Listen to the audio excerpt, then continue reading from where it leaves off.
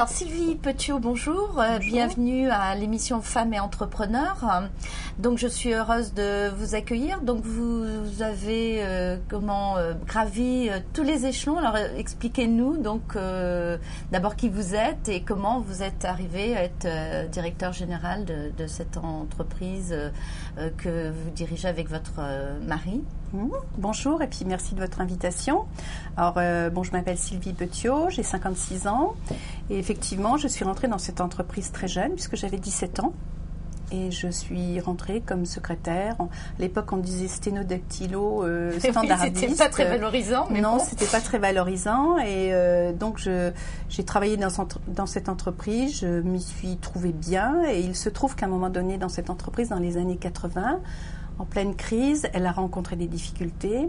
Donc on a complètement restructuré l'entreprise à quelques-uns et naturellement on est arrivé à des postes de direction avec mon mari. Donc de ce poste de secrétaire qui avait évolué entre-temps avec des formations parce que je dois dire quand même que mon ancien patron était quelqu'un qui savait détecter auprès des gens cette capacité à vouloir plus, à s'adapter, à se former et il nous envoyait régulièrement en formation. Il était assez précurseur sur le sujet. Donc, il nous donnait confiance en nous. On sentait qu'on avait de l'avenir avec lui. Donc, j'ai eu la chance quand même de le rencontrer. Je pense que c'est quand même grâce à lui si je suis là aujourd'hui. Alors, femme, donc vous avez gravi les échelons et grâce à un patron qui vous a soutenu et qui vous a formé. Ensuite, cette entreprise, donc vous l'avez reprise avec votre mari. Bien que vous ayez été avant lui dans l'entreprise, oui. Comment vous avez fait votre place dans l'entreprise? Parce que c'est des métiers plutôt techniques, le bâtiment, c'est fortement masculin. Donc, comment vous avez fait votre place et comment vous avez pu vous affirmer dans cette entreprise? Je pense que de toute façon, au départ, je n'étais pas vraiment formatée pour devenir dirigeante, c'est sûr. Vivre au milieu de ce monde d'hommes, en fait, qui n'a pas toujours été facile, parce que quand j'étais jeune, moi je me souviens, aujourd'hui, on pourrait parler entre guillemets, quelquefois de harcèlement. C'était un peu grivois. Oui, les plaisanteries, On a vécu ça, c'était une autre époque, c'était comme ça. Et si vous voulez, de vivre dans ce milieu d'hommes et d'être toujours confronté aux problèmes techniques et tout, j'ai appris, je me suis complètement mise dans cette situation de conduite de chantier, de maîtreur, de technicien, etc.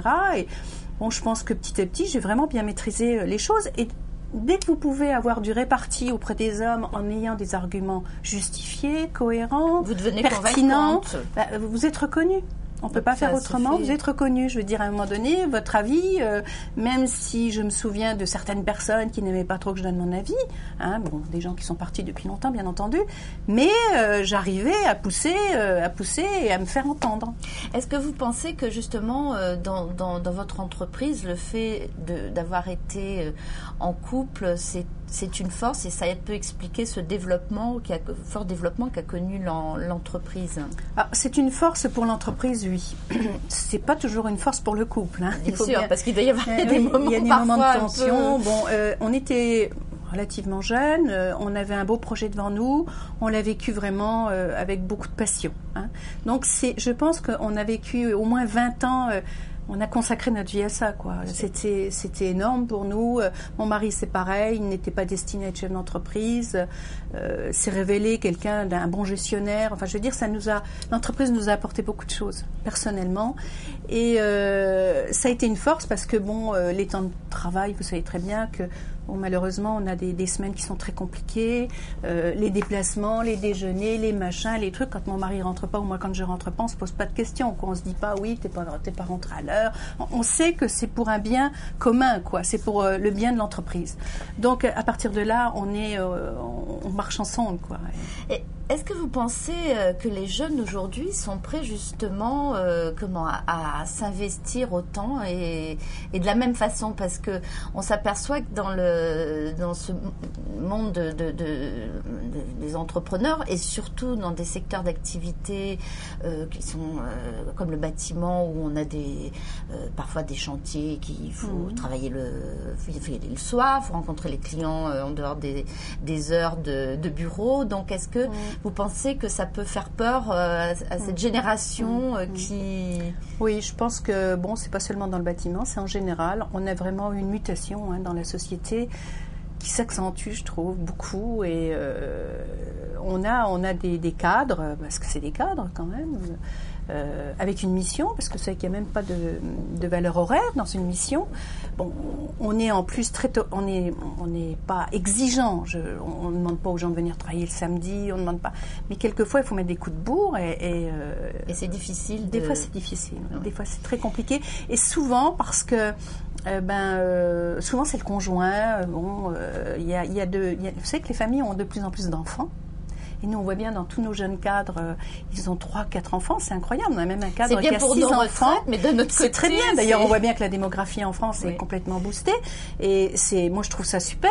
Mais toutes les contraintes, c'est-à-dire que les épouses ou les conjoints, il y a des choses, on sent des fois que c'est mal articulé, quoi, et qu'elles sont pas prêtes à sacrifier ce qu'on a sacrifié. Alors, qui a raison, qui a tort, je ne saurais pas le dire. C'est vrai que des fois, je me dis, peut-être elles ont un peu raison. Et alors, dans la mesure où vous aviez vécu cette reprise, donc puisque vous disiez que justement ça s'est fait sur la durée, vous-même, vous préparez aussi la transmission pour assurer la pérennité de l'entreprise. Donc vous le faites parce que vous êtes encore jeune, mais vous vous y prenez à l'avance justement pour assurer les meilleures conditions de votre transmission. Complètement. C'est vrai qu'on avait vécu cet accompagnement qu'on avait trouvé vraiment confortable et vraiment très bien pour l'entreprise. On s'était dit avec mon mari, le jour qu'on va transmettre, on va largement anticiper pour justement mettre en place que ça se passe dans la douceur, que ça se passe dans l'accompagnement, dans la compréhension de nos clients, etc. Donc on a commencé cette réflexion suite à des propositions extérieures de rachat. On s'est dit maintenant il y a urgence, on va pas se laisser embarquer dans des rachats, on va réfléchir à ce qu'on va faire et on a mis en place un plan interne avec 4 cadres, donc des cadres repreneurs, et on leur cède maintenant, depuis 7 ans sur 10 ans, on leur cède tous les ans nos parts et on les accompagne. Et pour eux, je pense que, il n'y a personne pour le dire ici, je pense que c'est aussi vraiment leur mettre le pied à l'étrier d'une manière sûre et pérenne. Si toutes les transmissions étaient préparées comme ça, on aurait moins d'échecs dans ce pays. Donc ça, c'est une bonne chose. Donc dans le nombre de cadres, en plus, vous avez la satisfaction d'avoir votre fils, donc ce qui est aussi quelque part, je pense, pour les parents, c'est bien aussi. Un plaisir. Alors, outre toutes les activités que vous avez dans l'entreprise, vous donnez aussi pour pour les autres, pour aider donc par le biais soit de mandats, j'ai vu que vous aviez une liste impressionnante de mandats et vous êtes élu dans un certain nombre de structures. Donc votre motivation, c'est de faire avancer les choses? C'est-à-dire que moi, j'ai jamais eu de stratégie en me disant tiens, je vais faire ça. Les choses sont toujours venues un peu naturellement et au feeling. Voilà. Donc j'ai pris un premier mandat important qui n'était pas du tout programmé, qui m'a un peu ouvert l'esprit sur plein de choses, qui m'a beaucoup apporté, qui m'a structuré, j'ai eu beaucoup de satisfaction à être pendant 6 ans présidente de la Fédération départementale du bâtiment et des travaux publics. J'aurais pu aller prendre d'autres postes, même au national. J'ai préféré rester sur le département. Et c'est vrai qu'aujourd'hui, j'ai beaucoup de satisfaction à aider aussi les autres, dans la mesure où je le peux. Donc j'ai déjà marrainé des jeunes femmes créateurs d'entreprises. Je participe à des actions d'insertion sur les femmes en difficulté. J'aime beaucoup ce côté-là. Ça me sort déjà du monde de l'entreprise, ça me sort des contraintes économiques, sociales, etc. Et ça me donne beaucoup de satisfaction personnelle d'avoir des relations avec des gens que je ne pourrais pas rencontrer autrement.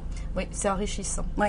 Alors, question que je pose toujours, quel conseil vous, aujourd'hui, par rapport à toute cette expérience que vous avez acquise, vous donneriez à une jeune femme, justement, qui va soit créer une entreprise, soit qui va s'installer avec son conjoint, son mari pour dans le cadre d'une reprise ou d'une création. Écoutez, moi je pense que les femmes n'ont pas assez d'assurance en elles. En tout cas, j'en côtoie régulièrement. Elles ont des contraintes, elles se mettent des contraintes aussi. Quelquefois, elles ne cherchent pas trop de solutions. Hein. C'est-à-dire que les enfants, c'est sûr, c'est un problème, on les a. Mais c'est qu'elles soient elles-mêmes et qu'elles prennent de l'assurance, qu'elles ne se posent pas 1000 questions. Je sais parce que je suis passée par ces étapes où je me torturais un peu la tête avant une réunion. On est trop perfectionniste aussi, on veut toujours faire très... Ça, c'est un vrai problème. Moi, je me suis vue dans des situations où les hommes arrivaient, la fleur au fusil, rien préparé, comme ça. Mais d'ailleurs, souvent, ils n'étaient pas bons, hein, mais ils ne le savent pas, ils n'en sont pas conscients. Alors que nous, les femmes... non, mais c'est vrai, je suis sûre que c'est vrai. Alors que nous, on travaille la veille, puis la nuit, je ne dormais pas bien, et je me disais, mais comment je vais faire si on me pose telle question? Enfin, je veux dire, je suis vraiment passée par ces phases de doute, de me dire, mais il faut que j'arrête parce que j'y arriverai pas. Puis un jour, je ne sais pas comment j'ai eu ce déclic, je me suis dit, allez, basta maintenant, ou ça va pas, quoi. Et je me suis dit, sois toi-même, tu sais pas, personne ne t'en voudra. Et finalement, ça marche 10 fois mieux.